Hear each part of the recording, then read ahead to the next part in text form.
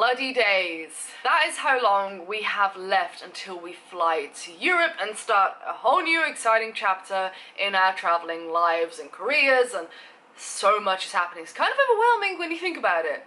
Or when I think about it, not when you think about it. You're thinking about it, you're like, that's cool, yeah, I'll enjoy the videos. Me, I'm like, little disclaimer, sorry if you can hear the aircon, but it's so ridiculously hot, I just can't live without it. I thought I'd do a two-part kind of video on things I'm gonna miss about Asia and things I'm not gonna miss. So today's episode's all about the things that I know I will miss when we leave.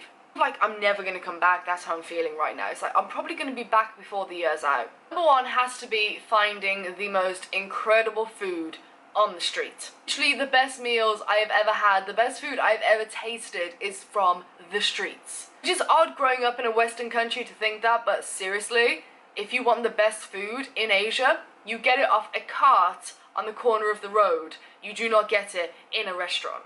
Number two, I'm a sunshine kind of girl, and I am gonna miss having like guaranteed sunshine and 30-degree weather every single day.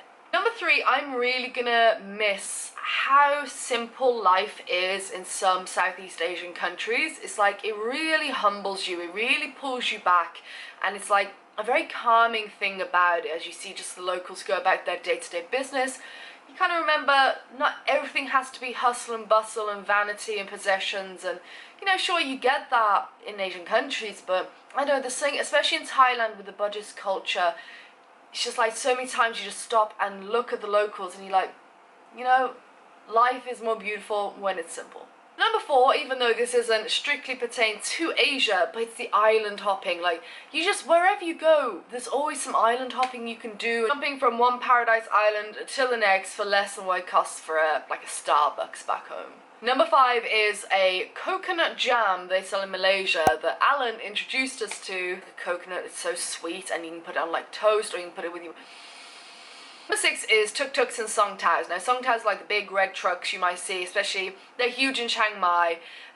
Tuk-tuks are way bigger down in Bangkok and places like this. But like songtaos and stuff are just such an incredible way to get around. You just jump in, and for like a few baht, they'll take you wherever you need to go. And I don't know, it's just transport around here, whether it be by tuk-tuk, songtao, taxi, the sky train, or whatever it is. It just seems to be so much simpler. There's no overthinking it here. It's just like, let's keep this city or town or whatever well connected in one way or another, and then they just do it. Western countries, take a tip. It's clearly not that hard, because Asia has some of the best transport I've ever known in the world. It's phenomenal. It's on time, it's quick, and it's inexpensive, and it takes you everywhere. Number seven is smiles. I don't know if, especially Thai people, it's known as the land of smiles, but if people in Southeast Asia, like the locals, just smile more, or I notice them more, but there's a lot more smiling happening, and that needs to be a thing in the world. Seriously. Number eight is 7-Eleven, because you can't not miss that level of convenience. Number nine has to be not having to worry as much about the cost of eating out. Like if you're in Australia or something, like really, if you're on a budget, you might be studying menu after menu after menu, like can we afford to eat out tonight, or something like that. Whereas when you're here, like, shall we eat out? Yes. Because you know it's going to be super budget friendly, or you can go to the markets to get some street food. You know you won't be breaking the bank, and you can eat out a lot more. Number 10, I actually really like how traffic and people mingle so well, because you kind of got to. They almost expect for you to have to walk out in front of them, otherwise you'll never cross the road in Asia. And it can be terrifying at first, but you get your rhythm down. You know, except for Vietnam, like no one can get their rhythm down. No, that's just madness. But yeah, it's just how you've got to be careful, and you've definitely got to look out for sure, even more in Asia. But walking just straight across the road into traffic, the drivers almost expect you to do that. I don't know, it's a nice little balance. It's like between you and the driver. Sometimes.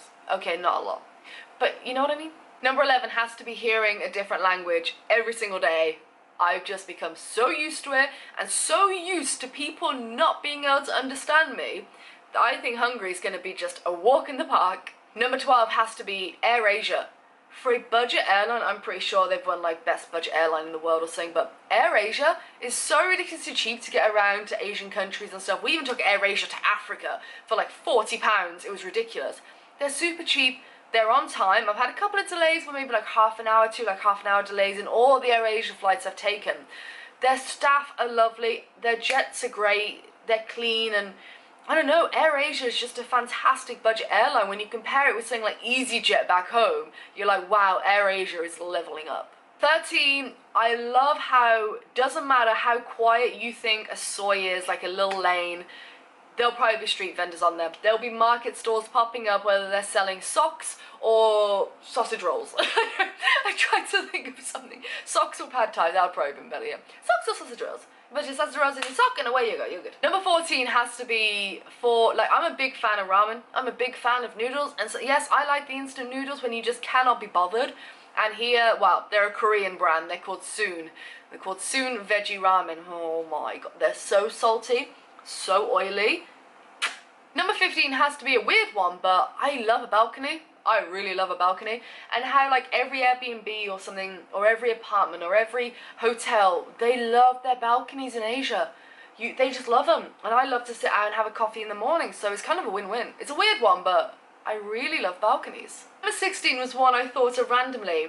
Never getting ID'd. Like, back in England, it seems to be like no matter how old you look, it's like first it'll be, if you look under 21, you'll be ID'd. If you look under 25, under 30, under 87, you will be ID'd. But here, obviously, they look at you like, okay, she's traveling, she's gonna have to be over 18, or they just don't care. Some countries just don't care. They're like, cool, here's you know, some cigars, here's a bottle of whiskey, and you look like a 5-year-old. It's fine. Number 17 has to be colours. When you go to like temples or just looking out from my balcony at some of the houses, got a bright green house, bright yellow house, bright peach house, pink house. They're not afraid of using colours here, and it's stunning. It's so photogenic, so many places around Asia, just for the sheer amount of colours that they use in their buildings and their monuments and stuff. Mwah. Number 18, another thing I'm gonna miss is not having to think about what I'm going to wear, because the weather is so predictable. Alright, you might get a pour of rain in monsoon season, like in the afternoon at around 3-4 o'clock every evening.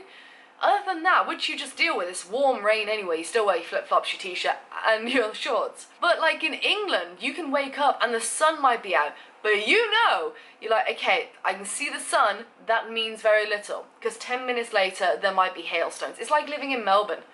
You know, you don't know. It's like, what do I wear to cover me for all 4 seasons in this country in one day? Whereas here, it's going to be hot and sticky and muggy. So you wear shorts and t-shirt. You don't have to think. It doesn't matter, because it's all going to get sweaty and horrible and gross anyway.